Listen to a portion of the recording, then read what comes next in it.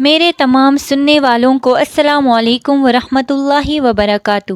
آج کا ہمارا ٹاپک ہے رمضان کی عظمت، حرمت اور فضیلت۔ اللہ سبحانہ و تعالیٰ نے اپنی تمام مخلوقات میں انسان کو اشرف و اکرام بنایا۔ اس کی فطرت میں نیکی اور بدی، بھلائی اور برائی، تابعداری و سرکشی اور خوبی و خامی دونوں ہی قسم کی صلاحیتیں اور استعدادیں یکساں طور پر رکھ دی ہے۔ اسی کا ثمر اور نتیجہ ہے کہ کسی بھی انسان سے اچھائی اور برائی دونوں ہی وجود میں آ سکتی ہے۔ ایک انسان سے حسنات بھی ممکن ہے اور سیئات بھی۔ اسی کے باوجود کوئی سیئات و معصیات سے مجتنب ہو کر اپنی زندگی اور اس کے قیمتی لمحات کو حسنات و طاعات سے مزین اور آراستہ کر لے تو یہ اس کے کامیاب اور خالق و مخلوق کے درمیان اشرف و اکرام ہونے کی سب سے بڑی نشانی ہے۔ اور یہی تقویٰ و پرہیزگاری ہے جو روزے کا مقصد اصلی ہے، جیسا کہ اللہ سبحانہ و تعالیٰ نے فرمایا سورہ بقرہ میں، اے ایمان والو، فرض کیا گیا تم پر روزہ جیسے فرض کیا گیا تھا تم سے اگلوں پر، تاکہ تم پرہیزگار ہو جاؤ، چند روز ہی گنتی کے۔ تقویٰ کے معنی ہے نفس کو برائیوں سے روکنا، اور اس کا سب سے بڑا ذریعہ روزہ ہے۔ جیسا کہ ایک صحابی رضی اللہ عنہ نے رسول اکرم صلی اللہ علیہ وسلم سے عرض کیا، اے اللہ کے رسول، مجھے کسی ایسے عمل کا حکم دیجیے جس سے حق تعالیٰ مجھے نفع دے۔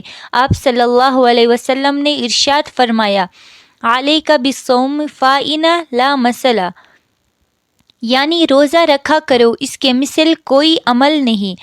اب رمضان مبارک کی آمد ہے، گویا یہ مہینہ نیکیوں اور طاعات کے لیے موسم بہار کی طرح ہے۔ اس لیے رمضان المبارک سال بھر کے اسلامی مہینوں میں سب سے زیادہ عظمتوں، فضیلتوں اور برکتوں والا مہینہ ہے۔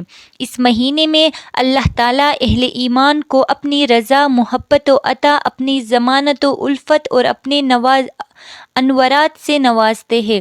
اس مہینے میں ہر نیک عمل کا اجر و ثواب کئی گنا بڑھا دیا جاتا ہے۔ اس مہینے میں جب ایمان اور احتساب کی شرط کے ساتھ روزہ رکھا جاتا ہے تو اس کی برکت سے پچھلی زندگی کے تمام صغیرہ گناہ معاف ہو جاتے ہیں، اور جب رات کو قیام یعنی تراویح اس شرط کے ساتھ کیا جاتا ہے تو اس سے بھی گزشتہ تمام گناہ معاف ہو جاتے ہیں۔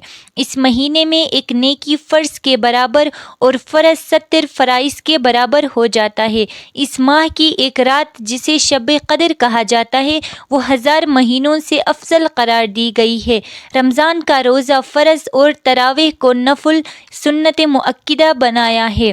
یہ صبر کا مہینہ ہے اور صبر کا بدلہ جنت ہے۔ یہ ہمدردی اور خیرخواہی کا مہینہ ہے۔ اس میں مومن کا رزق بڑھا دیا جاتا ہے۔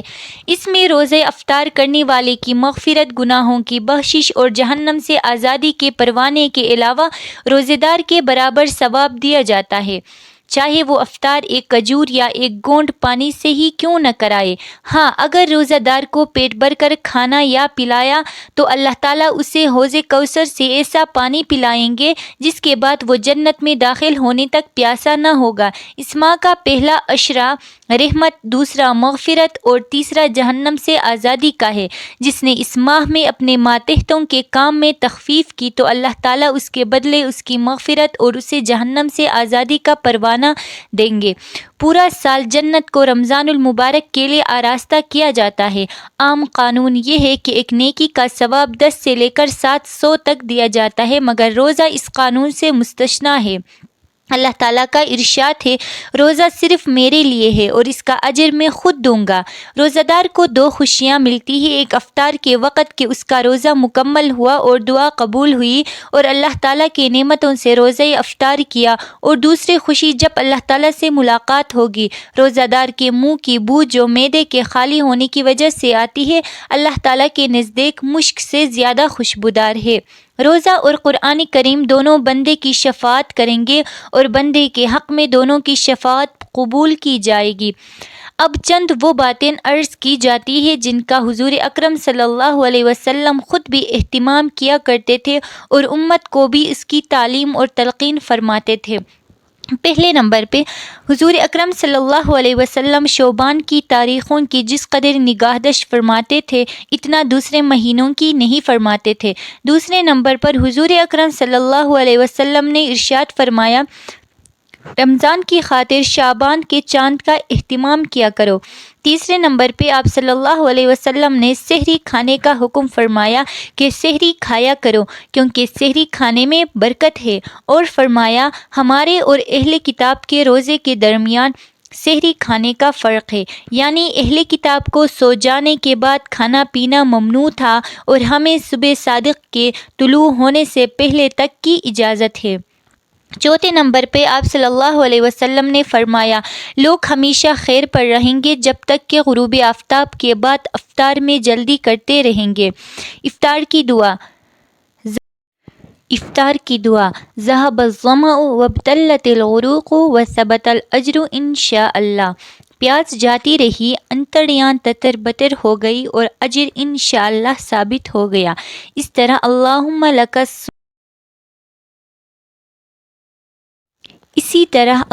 لک صمت وعلی رزقک افطرت۔ اے اللہ، میں نے تیرے لیے روزہ رکھا اور تیرے رزق سے افطار کیا۔ رمضان میں ذکر کرنے والا بخشا جاتا ہے اور اسی ماہ میں مانگنے والا بے مراد نہیں رہتا۔ روزہ دار کی روزانہ ایک دعا قبول ہوتی ہے۔ ساتویں نمبر پہ رمضان میں روزانہ بہت سے لوگ دوزخ سے آزاد کیے جاتے ہیں۔ آٹھویں نمبر پہ حضور اکرم صلی اللہ علیہ وسلم رمضان کے آخری عشرے میں خود بھی شب بیدار رہتے تھے اور اپنے گھر کے لوگوں کو بھی بیدار رکھتے تھے۔ نویں نمبر پہ حضور اکرم صلی اللہ علیہ وسلم نے فرمایا، شب قدر کو رمضان کے آخری عشرے میں تلاش کرو۔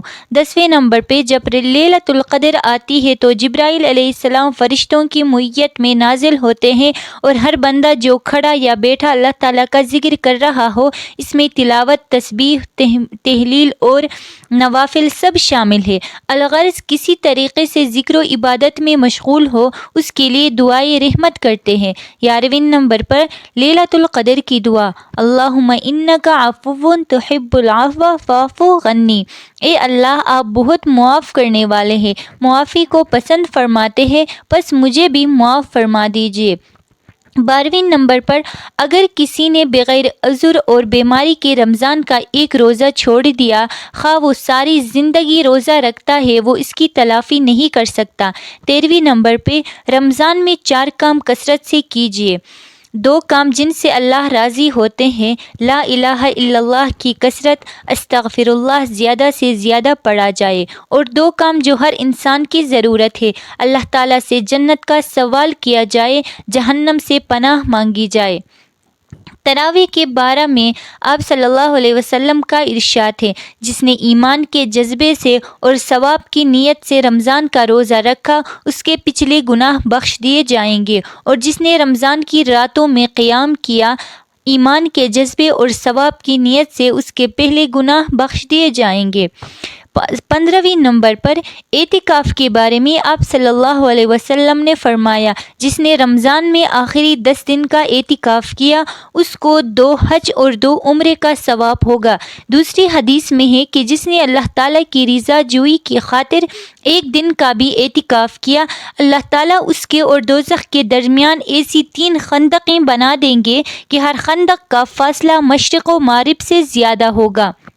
16ویں نمبر پر رمضان میں قرآن کریم کا دور اور جود و سخاوت کی جائے، جو کہ آپ صلی اللہ علیہ وسلم جود و سخا میں تمام انسانوں سے بڑھ کر تھے، اور رمضان میں آپ کی سخاوت بہت بڑھ جاتی تھی۔ حضرت جبرائیل علیہ السلام رمضان کی ہر رات میں آ کر آپ صلی اللہ علیہ وسلم سے قرآن کریم کا دور کیا کرتے تھے۔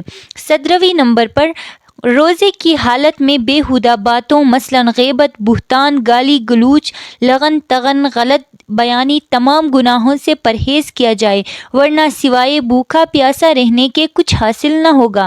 اگر کوئی دوسرا آ کر ناشائستہ بات کرے تو یہ کہہ دے کہ میں روزے سے ہوں، کیونکہ روزہ ڈھال ہے، جب تک کوئی اس کو پھاڑے نہیں، اور یہ ڈال جھوٹ اور غیبت سے پھٹ جاتی ہے۔ یہ مہینہ گویا ایمان اور اعمال کو ریچارج کرنے کے لیے آتا ہے۔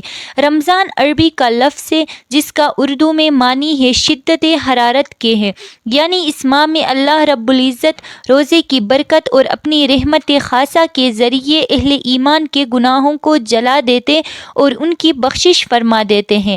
حضرت ابو ہریرہ رضی اللہ عنہ حضور اکرم صلی اللہ علیہ وسلم کا ارشاد نقل کرتے ہیں جو کہ متفق علیہ بحوالہ مشکاہ میں ہے۔ رسول اللہ صلی اللہ علیہ وسلم کا ارشاد ہے، جب رمضان آتا ہے تو آسمان کے دروازے کھول دیے جاتے ہیں، اور ایک روایت میں ہے کہ جنت کے دروازے کھول دیے جاتے ہیں اور دوزخ کے دروازے بند کر دیے جاتے ہیں اور شیاطین جکڑ دیے جاتے ہیں، اور ایک روایت میں بجائے ابواب جنت کے ابواب رحمت کھول دیے جانے کا ذکر ہے۔ قاضی عیاض رحمۃ اللہ علیہ فرماتے ہیں کہ یہ حدیث ظاہری معنوں پر بھی محمول ہو سکتی ہے، لہٰذا جنت کے دروازوں کا کھلنا، دوزخ کے دروازوں کا بند ہونا اور شیطانوں کا قید ہونا اس مہینے کی آمد کی اطلاع اور اس کی عظمت اور حرمت و فضیلت کی وجہ سے ہے۔ شیاطین کا بند ہونا اس لیے ہو سکتا ہے کہ وہ اہل ایمان کو وسوسوں میں مبتلا کر کے ایمانی و روحانی اعتبار سے ایذا نہ پہنچا سکے، جیسا کہ دستور زمانہ بھی ہے کہ جب کوئی اہم موقع ہوتا ہے تو خصوصی انتظامات کیے جاتے ہیں، تمام شرپسندوں کو قید کر دیا جاتا ہے تاکہ وہ اس موقع پر کوئی رخنہ و فتنہ پیدا نہ کریں، اور حکومت اپنے حفاظتی دستوں کو ہر طرف پھیلا دیتی ہے۔ یہی حال رمضان المبارک میں بھی ہوتا ہے کہ شیطانوں کو قید کر دیا جاتا ہے، اور اس سے مجازی یا معنی بھی مراد لیے جاتے ہیں، کیونکہ شیاطین کا اکسانا اس ماہ میں کم ہو جاتا ہے، اس لیے گویا وہ قید ہو جاتے ہیں۔ اور یہ بھی ممکن ہے کہ جنت کے دروازے کھولنے سے مراد یہ ہو کہ اللہ تعالیٰ اپنے بندوں پر طاعات اور عبادات کے دروازے اس ماہ میں کھول دیتا ہے۔ یہی وجہ ہے کہ جو عبادتیں کسی اور مہینے میں عام طور پر واقع نہیں ہو سکتی وہ عموماً رمضان میں بآسانی ادا ہو جاتی ہیں، یعنی روزے رکھنا، قیام کرنا وغیرہ۔ العرس رمضان المبارک کی بڑی فضیلت ہے، اسی وجہ سے کہا گیا کہ اگر لوگوں کو رمضان المبارک کی ساری فضیلتوں اور برکتوں کا پتہ چل جائے تو وہ تمنا کرے کہ کاش سارا سال رمضان ہو جائے۔ رمضان المبارک کی بے شمار خصوصیتیں ہیں جن کو ہم پارٹ 2 میں ذکر کریں گے انشاءاللہ۔ اگر ویڈیو اچھی لگی ہو تو پلیز چینل کو سبسکرائب کرنا نہ بھولئے اور اپنی دعاؤں میں خصوصی یاد رکھیے۔ جزاک اللہ۔